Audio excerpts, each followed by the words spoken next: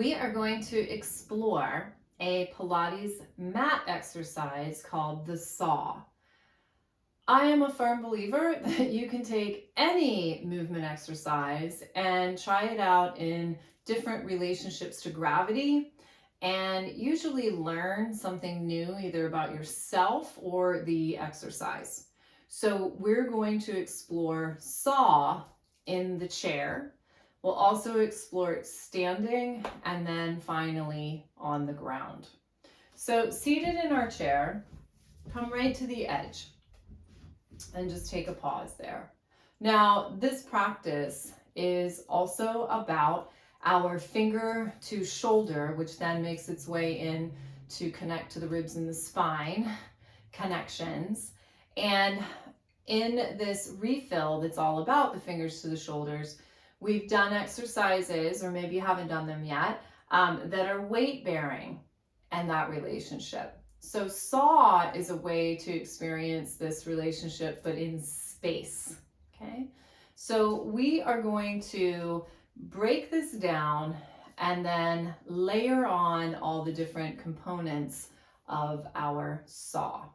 So sitting right to the edge, and let's just take the right arm out first. And we're going to rotate. So we did this when we were lying on our side in our, I think it was the movement meditation. I think we also maybe explored this in our embodied anatomy. So we can explore it here. So our thumb connects to the front, that little coracoid process is underneath our shoulder, our collarbone. And you don't need to know all these names, just really just to feel like, yeah, that has a relationship in the front. And then the pointer finger is collarbone. Middle finger, right into the middle of the shoulder joint. Ring finger jumps around the back and it's the underside of our shoulder blade. And then our pinky finger is the bottom edge of our shoulder blade. Now, with our arm out in space, we can also think that the palm of the hand, relationship to the front of the body, and the back of the hand, relationship to the back. Now, let's do the same thing on the other arm. So just that spiraling. So we want to feel this spiraling because we're going to use this movement in saw. And you can do pointer finger and the middle finger. And then we can move into our ring finger, which jumps around the back. And the pinky finger, which is the bottom edge of our shoulder blade. And these are all energetic connections through muscle, fascia, fluid, nerves. And then here, palm of the hand, front, back of the hand, back. So first thing we need to know in saw is that we have a beautiful center and we're going to be rotating around it. So let's take those arms out and spiraling around the center. And we keep all of this organized. So my palm of my hand doesn't go flying away from the front of my body. And then returning. And to the other side, spiraling around the center. And we have lots of things that spiral. So we have our heart's going to spiral, our lungs are going to spiral, all our organs. And let's go one more time.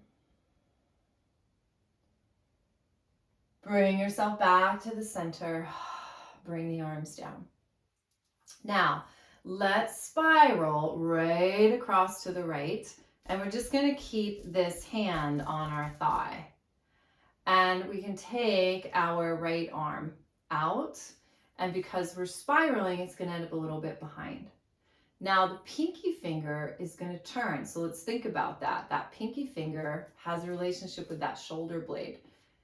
So that, we can feel that all the way up to the shoulder blade. We have this internal rotation. Now we're going to flex over.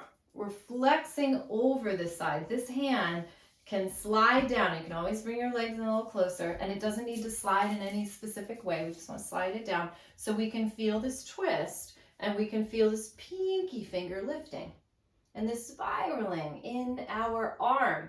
And then that pinky finger keeps going, And maybe, can you feel how when the pinky finger lifts, it actually takes us into a little bit more spiral?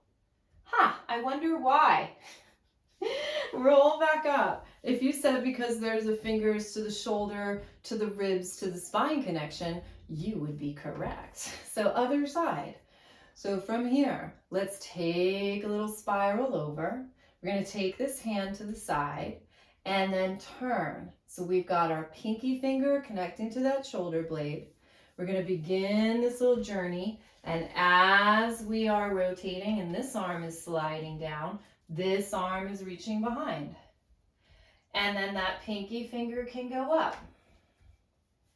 And you get this spiraling, and it's through the whole body because pinky finger to the shoulder blade to the collarbone, collarbone to the breastbone, breastbone to the ribs, ribs to the spine, all the way to the other side. Lift that pinky and return. Come all the way up. So that's a pretty big movement. So make sure you're doing this in the way that works for you. So let's go one more time on the other side, and we'll add 2 different extra things in if we would like. So taking the arm out, spiraling across the midline, turn that pinky, down we go. So this is just sliding down. Now, first thing we could do is this hand, instead of being held to the leg, this hand could reach out. And the last thing we could do is spiral so much that we turn our head. So those are all optional. You could just stay with your hand here. You might like that you have that support.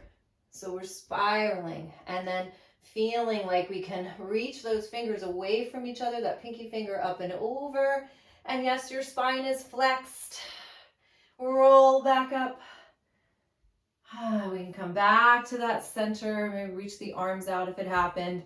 If it didn't, who cares? Now let's go to the other side. So we take that arm out. We spiral through the center.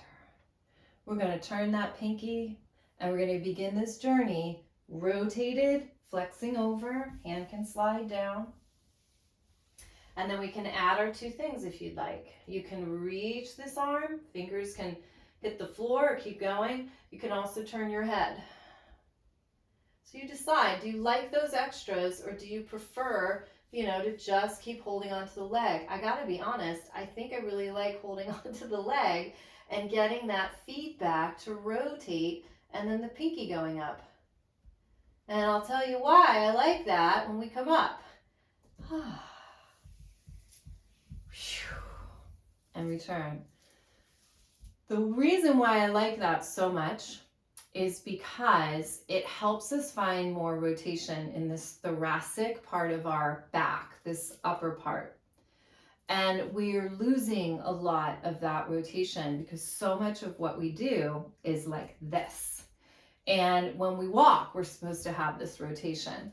If you're someone that is walking and talking on your phone a lot or, doing texting and walking, I highly recommend that you stop. 1, just so you don't run into a tree. But 2, you actually eliminate the rotation of your torso when you're doing that. So I'm liking that one.